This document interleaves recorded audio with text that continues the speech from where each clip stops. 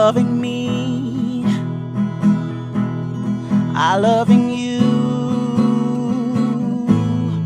Mothers and fathers, husbands and wives, sisters and brothers, friends for life, won't live in the past. All I wanna do now is making it last. So every single day, I'm sure you keep hearing that term, social distance. Yes, but we started a conversation last week where it was how do we maintain this social distance? It was really about being physically apart without being emotionally distant. Let's continue the conversation with trained associate clinical psychologist Marsha Gooden. Well, one of the lessons that I've learned during this period is that I am more intentional in terms of who I connect with, and I'm making a conscious effort for those who I really haven't been in touch with for a while. I have no excuse now, really, to say I don't have the time or that I'm just so busy. So I am, I am reaching out more. And for those who I haven't in a while, to really see, to even strengthen or even reconnect. Yeah. Exactly. So that's definitely a good thing. But so we have to be intentional about that and change when we think about the situation. So another thing that we can focus on, because we're still looking at what we can control. Right. So the other thing that we can control is how we interact with each other. So we may not be able to interact with each other using every single modality that we could in the past. Yeah, but we can exactly. But we can use our creativity and use up those virtual means that we have even more and be more intentional and purposeful about how we're using it. So even if we're gonna be saying, all right, we're gonna be calling persons more, it has to be more than just calling the person and kind of just talking to them, because a lot of times we can be calling persons and we're not really present. A lot of times we can be doing these video calls and, walking up and down, we're watching something. Like I can be on the phone, which I tend to do, guilty. So I'm on the phone, I have it on speaker and I'm on Google or I'm looking at some other app while I'm talking to the person, right? Exactly. But that is not helping me with my emotional connectivity. Yeah. Yeah. So even though I'm physically distant, I may still be socially and emotionally disconnected because I'm not being present. Yes. So we've got to be intentional about putting in the time, but also putting our presence into whatever the connection is that we're doing. Yeah. True. But so because even when we're talking about, using up the technology, you're going to make these calls, you're going to use up the videos, but also we need to realize too that we do communicate more with our nonverbals. Yes, we do. So if it is that we are going to be more intentional about these conversations, maybe we can pick up something in the person's tone of voice, maybe how them say something. Yes. Maybe them say them all right, but you really pick up say, them not really all right, yeah?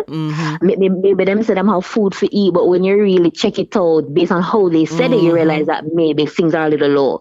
So now it's about using up not just the technology, but our active listening skills more now. Yes. Yeah, because we're not in the person's physical presence, so we can't see when they're putting down the hand or if it is that their feet are shuffling a certain way, because we can communicate through our body language too. So through listening intently, through looking at how the person is looking into the camera, using up your eye contact, your looking at the person's facial gestures, if it is that you're doing a video call, those things can help you to be more socially and emotionally connected to others.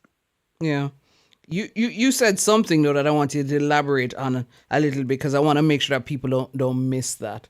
The whole idea of being present. So you're having a conversation, whichever means, but yet you're not present. Elaborate on that a little bit more for me, because I don't think some people quite understand what that means sometimes. All right. All right. So the whole idea of being present is becoming more salient now, because it has been said that with the increase in the use of social media and a lot of the fast-paced life that we're living in now, Right. it's like our attention span has reduced as humans, right? So studies have shown that. So it's like we're becoming more easily distracted. So whether even if we're on our phone, we can just get distracted by a text, we can get distracted by a WhatsApp message, get distracted by something we get from IG. So we're not really able to attend to any one thing for a prolonged period of time. So if we're not careful, that will filter into our relationships. Yes. So you may be having dinner with your spouse and you're not able to have much conversation with them. It's like you need the phone there. You're not really engaging with the person, asking them about their day, asking them about how they enjoy the meal. Your mind is all over the place. So you're thinking about what you left at work to do. You're thinking about the bill where you have to pay next week. You're thinking about the church service that you need to help plan for, but you're not enjoying the meal with your spouse in that moment. Yeah? You're not present. So that's the whole idea. So the premise behind is that the more present we are, the more engaged we are with what is happening in our immediate surroundings, it helps us to be more connected with others. Yeah. It helps us to be more connected with ourselves. And that can definitely help to boost our mental wellness and the quality of our relationships. Yeah. I don't know if I interrupted you because you had started off as if you had several points in terms of the whole idea of ensuring that we maintain this emotional connectedness or emotional connection. And you started off saying by focus on what we can control, and in all of that, assessing our relationships, being present, and of course, utilizing technology. I don't know if it is that you had some more points you wanted to add. Right. All right. So in terms of how we communicate, that's another thing that we definitely want to be working a bit more on. Okay. So in addition to using up our active listening skills by looking more intently at the person and how they're communicating to you, by listening to their volume, how they're speaking and their tone of voice, you also want to communicate more assurance to others in this time, because there's so much uncertainty. It's important that when we are communicating with others, we try as hard as it can be to let the person know that we are there for them as much as is possible. Let persons know that we appreciate them, because sometimes, as much as we may have other persons around us, because our lives are changing so frequently these days, sometimes we may forget, that people are out there who care about us. So just imagine how comforting and how assuring it would be if, someone really close to you just come check up on you, wonder how you're doing, know that I'm here for you. If anything, you can give me a call. If I can't help you, maybe I can get somebody to help you. So I think it's important that we try to let persons know in our words now that we are there. So even in what we are saying, we want to be more assuring during this time. Yeah. So sometimes parents will say, me give my child everything, me give them money for go to school, me give them food, make the latest phone, latest everything them have. And it's like the child will come and say, me not love them. Yeah? Because sometimes we don't really connect on a deeper level with others. Yes. And sometimes parents don't really let their child know that they really love them in their words. Yes. Yeah. Yes. So we really have to be intentional about investing the time, speaking it, using up the technologies so that we can definitely stay connected. And of course, we're talking about being emotionally connected, being emotionally supported. But of course, we need a little financial support. So here's a word from our sponsor. Does your business lack branding? Having difficulty realizing your vision? Look no further. Splinth Brand Design Consultancy specializes in developing personal and business brands. Services include strategic management, website creation, social media branding, and more. Visit them online at www.wearesplint.com. Splinth, the brand you need to succeed. For all of what you said, would you say that all of that would transcend to the different types of relationships, or do you think that it might vary depending on the type of relationship, whether it is man, woman, husband, wife, siblings, etc.? Uh-huh. I think it would definitely overlap to various types of relationships. I think children more now, and maybe persons who are in more vulnerable positions in terms of maybe health conditions or maybe living conditions, maybe certain groups would definitely want more reassurance at this time. Okay. Particularly for kids, you want them to know that even though school is out, mom and dad, we're still here for you. Teachers doing their best to teach you over WhatsApp, to send you the book through the school. You definitely want to be sending a lot of reassuring messages to children at this time, because children do tend to feed off of our own anxieties and our own insecurities as adults. Yes. So we do definitely want to be communicating consistently that, that adult presence is there, that they are loved, that they are cared for, even though everything around them seems to be going all over the place. Man, spouses. So all right. So this one, you the same things would definitely Apply. be important, but you want to use the technologies more to even kind of bring that little spark and that little excitement to the whole thing, because Okay. some person may be in long distance relationships, or if it is that one person may be at home and the other person is working out, you may not be able to see each other as much as you'd really want to. So even think like, if it is that you're far away from each other, you could do a date night online, like dress up and you do a little Zoom call or a WhatsApp call, and you're having dinner online with the technology. So even though the person is not physically in front of you, you are still having a shared experience. Okay. Look, that's another thing that is a crux of what makes us human as well. Being able to have shared experiences with persons that we care about. So it's not possible for us to have shared physical experiences as much as we used to, but can we still have shared social / emotional experiences now? And the answer is yes. Yes. Yeah. And even if it's a game, you just find a nice game to play online, and you just laughing, and it's like you don't even remember about any challenge that you were having before. Yeah, man. So there are a lot of things going on that we can definitely be using. I actually do this whole date night thing online. It's fun. Okay. Speaking from personal experience, I love that. Yeah, man. Okay. So you've said a lot, but is there anything you think you haven't covered that you'd want to share in terms of in this period reminding people that yes, you are physically apart, but you can still ensure that you're emotionally connected? And another point is that being social creatures, we're also part of groups. So as much as we can maintain that connection with the groups that we are a part of, that would definitely be key. That would be important. Some churches will have sessions via Facebook or via Zoom calls. They're using the technologies. So I know it may be challenging. Sometimes persons may or may not have the data, but as much as is possible, if we can, still maintain that connection, that will really help to stave off some of that loneliness.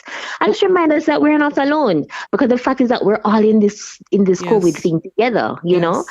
And the old adage, this old saying, it is true. No man is an island. Yeah. No man stands alone. Because and even if you look at how this whole crisis is affecting the rich, the poor, the old, the young, it's like partial to nobody. Right? Yep. So we are all going through this. So I think the more we can stay connected to our groups that we are in, that would definitely help us to weather this. Okay.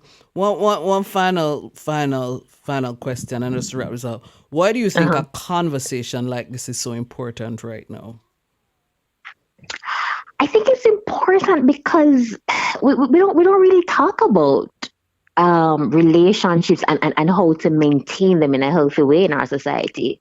And I think our media right now is being bombarded a lot by what is not working and by what needs to be fixed. I think we're forgetting I think we're forgetting some of the core things that really just make us human. Just being able to smile with someone, just being able to stay connected to someone.